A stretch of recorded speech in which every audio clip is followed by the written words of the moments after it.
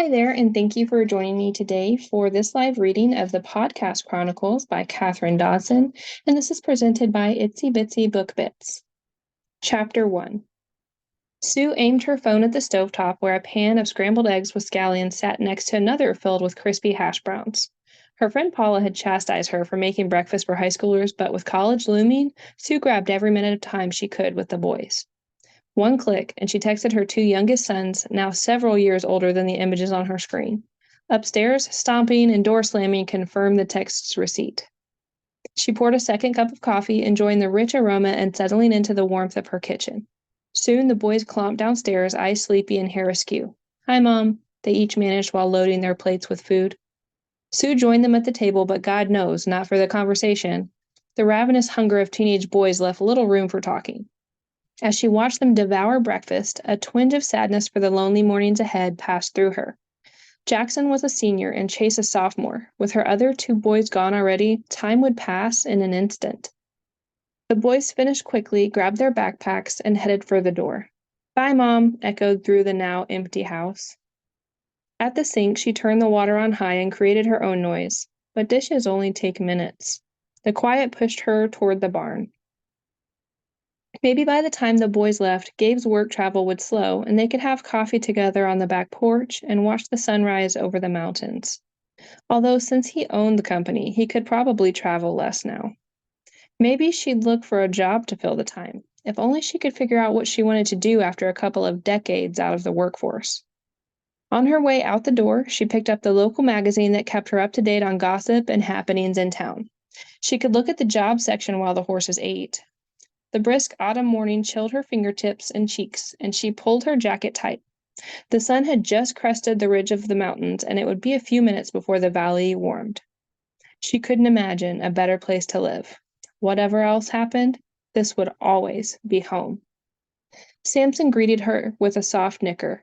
She fed him first. The smell of horses and hay in the quiet morning filled her with the contentment of life in a small town.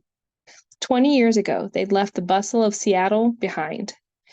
Instead, she had the soft muzzle of a horse against her hand, birdsong, and days full of family. She picked up the magazine and read about the proposed Worth Winter Wonderland Resort and Theme Park. Who on God's green earth thought something so tacky belonged in Durango? Sue scanned the article, which explained how a New York developer had his sights on her valley. Her blood pressure rose at the description of a roller coaster just down the road. Would the comforting sounds of horses rustling and birds chirping be replaced by rickety gears and screams of terror? She imagined hundreds of hotel guests let loose on the neighborhood's quiet roads. How bad would it be? She wished for Gabe. He always knew the happenings in town, but work travel had taken him away. Again. Just when things had started to slow down in life, something like this came along. She tried to shake thoughts of the theme park from her head and went to the feed room to get Samson's bridle and saddle. If she rode up the high trail, she'd have a bird's eye view of the development site.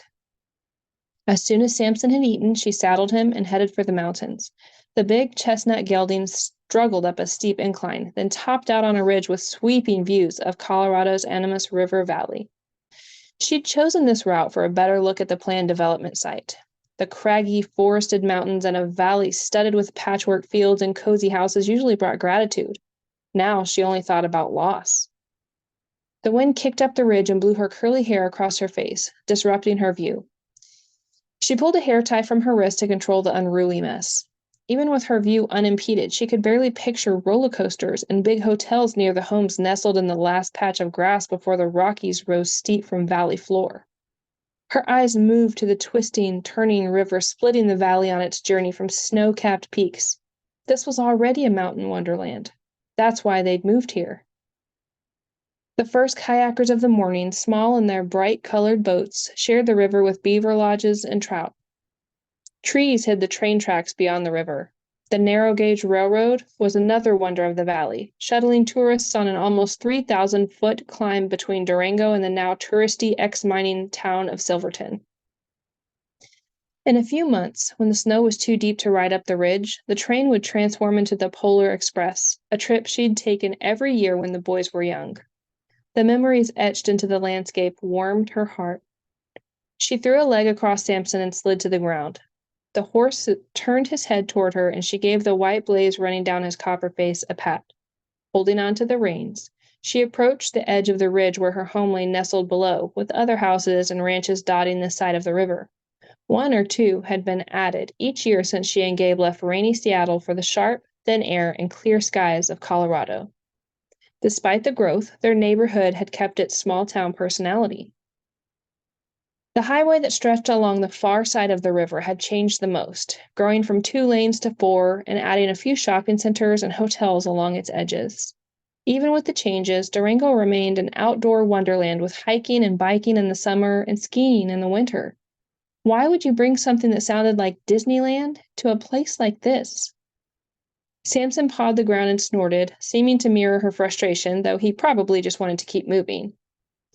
Irritated, she could hardly clamber back on the horse while thinking about Mountain Disneyland ruining the town and bringing all those tourists to her doorstep.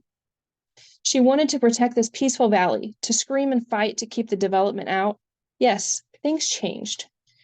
She knew that better than anyone. She'd changed so far from the career woman she thought she'd be that she hardly recognized herself. That change she'd accepted, even welcomed at the time. And things would soon change again. The boys would be gone. A quarter century into her marriage with Gabe, that relationship had changed also, as he spent more time in Denver growing his company. Some days these thoughts made her want to roll back time, or at least slow it down, but she'd been watching change approach for decades. The land spread before her had become her touchstone, the thing that kept her true to her deepest self, the person who wasn't important because she was someone's mother or wife. Up here, she was just Sue.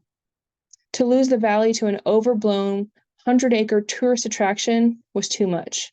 This change she would fight. Beneath the anger, buried deep, a hard, shiny, long-forgotten part of her took root.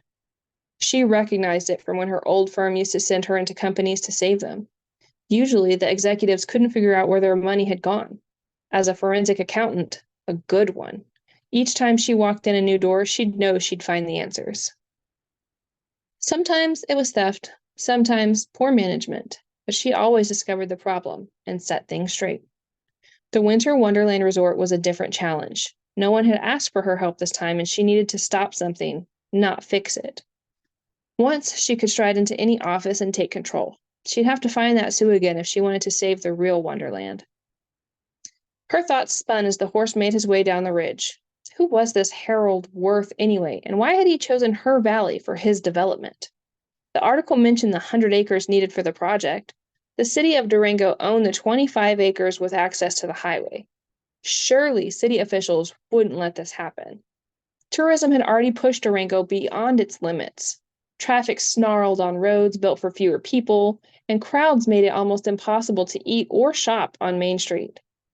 There was no way the small mountain town could accommodate such a huge resort. It surprised her when Samson stopped in front of the barn.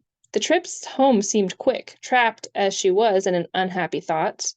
She unsaddled the horse and brushed his coat until he shone like a new copper penny. When she turned him into the paddock with her husband's rarely ridden quarter horse and the family donkey, he headed straight to the dust patch and rolled in it until his coat was dull and dirty. What a brat. He reminded her of her sons. Despite her best efforts, they were going to be who they were going to be. Because of this valley, they'd grown up strong and a little wild, with a firm love of nature and fast friends made in a small town. That gave her another reason to fight the development. They might not return after college, but if they decided to raise their own kids here, they needed the real thing, not a theme park. Chores waited to consume her morning. The house needed cleaning, the vegetable garden picking and pruning, loads upon loads of laundry waited, not to mention grocery shopping and a large lawn to mow. It never ended.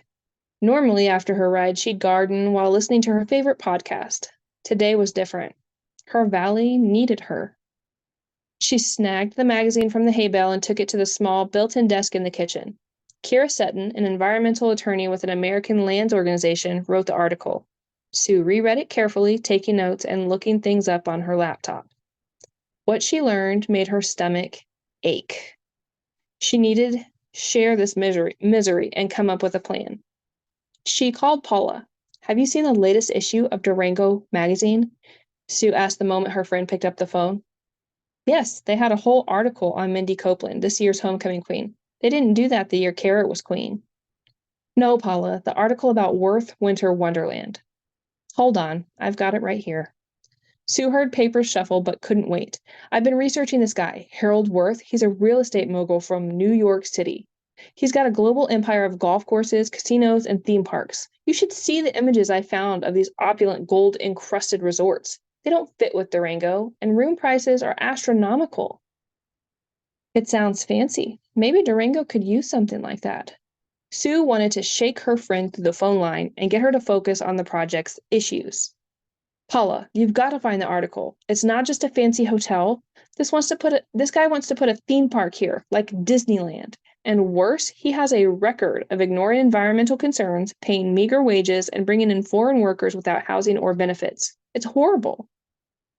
Okay, slow down. I've got the article here. Well, a roller coaster seems a little absurd. What are they going to do with it in the winter? They're talking about buying 100 acres. That's huge. Some of the websites I've seen tell how this guy's developments leave communities to deal with a slew of negative impacts. A cliff slid into the ocean after he ignored warnings about where to place a golf course. In that case, he tried to sue the city for damages. Another website showed a casino he built that went bankrupt. Today it just sits on a vacant lot like a huge animal carcass, rusting away. Paula's sigh came heavy through the phone. I can tell this means a lot to you.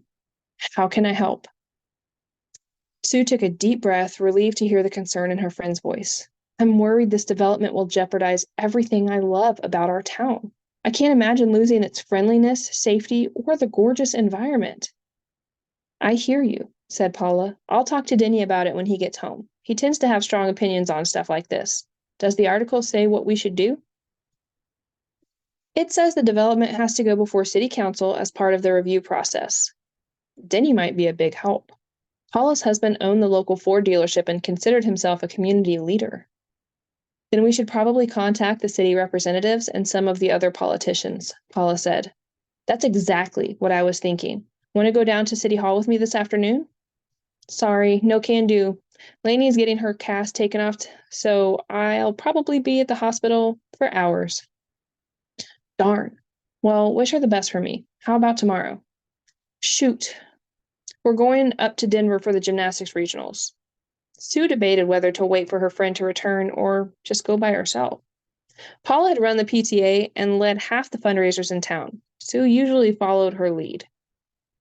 Look, this is important to you.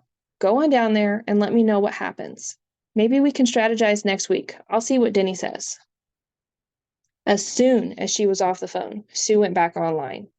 She couldn't find any statements from local politicians about the development, but she knew most of the city council members. Durango only had 20,000 people, and sometimes it seemed like she'd met almost everyone. The politicians seemed normal, just like everyone else. Surely they'd hate the development as much as she did, or at least they would if she showed them what she'd found online. Sue listed everything she could do to prepare for the meeting. As she reviewed the boxes waiting to be checked off, a jolt of excitement hit her, the anticipation of item-by-item progress. She'd certainly never been this excited about laundry. For the first time in a long time, she had something important to do that didn't involve her husband and kids, although ultimately they would benefit. Today, the laundry could wait. She was going to City Hall.